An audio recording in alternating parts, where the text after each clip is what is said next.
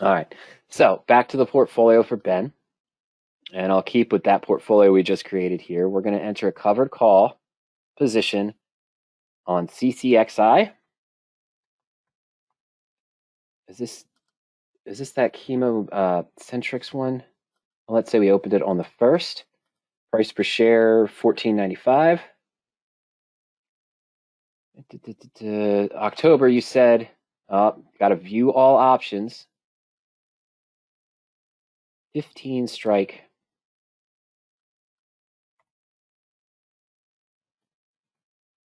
You probably got a higher premium. I'm just going to put in 185 for right now for the example, Ben. All right, so yeah, chemocentrics. That's the one that's been coming up on some of the searches as well. So Ben says 15 October cover calls. The stock just doubled. Is it better to let it go or try to roll forward?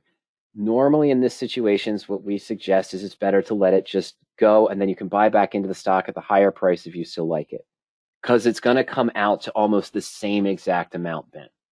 Meaning the price I pay for this position to buy back the call to roll to the next higher strike price up to 40, for example, to stay out of the money, is going to be the same as letting this get assigned and then buying it at 38.41 and selling the 40 call. The math's going to come out the same because this is so close to intrinsic value. It's 10 cents, 14 cents, excuse me, over intrinsic value. So that's the subtle difference in this case. So again, what do we always do in this situation? We have it in the portfolio. We're going to do what we did before with David and analyze our position. Let's go to position actions and position analysis. In this case, the current liquidation value is 13.4%. That's 93% of the numbers that I used, Ben, to get in the position, or I just hold it to the next week's expiration. I'll make 14.5%, another 1.1% return on my cost basis. Now, the rollout opportunity show, what's important? I'm at 13.4 right now, just like we discussed with looking at the American put analysis for David. And I can make another 1.1% by holding it for the next 7 days and just letting it be assigned. If I roll up to the October 15th 40 call right now, I could potentially make 19%. That's not too bad at all. That's assuming that I can get the midpoint price and I want to pay the $23.55 per contract to buy to close this call and then get 303 back. This adjusted net credit means you're doing it at a debit of $18.68, but you would increase your return. What's the risk here? You roll up to this 40 strike call hoping to get a 19% return on the same expiration from where you are now at 13.4. It's another 4.5% higher than what you might make at 14.5. But CCXI drops back down to 30 or $28. Why is that relevant? Because you're adding to your cost basis.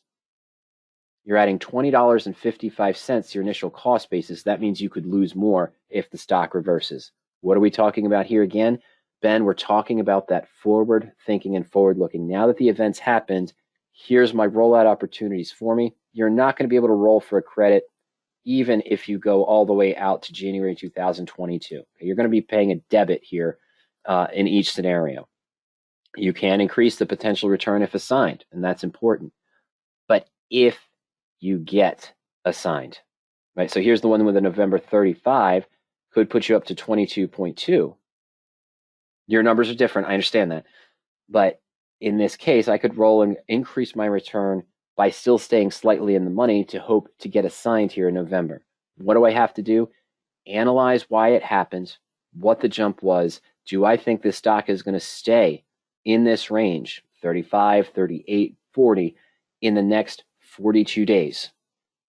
Or if I'm concerned it's going to pull back, is it worth it to add to the cost basis in this scenario of the position, risk taking a loss on a volatile position? What was the event that caused it in that case?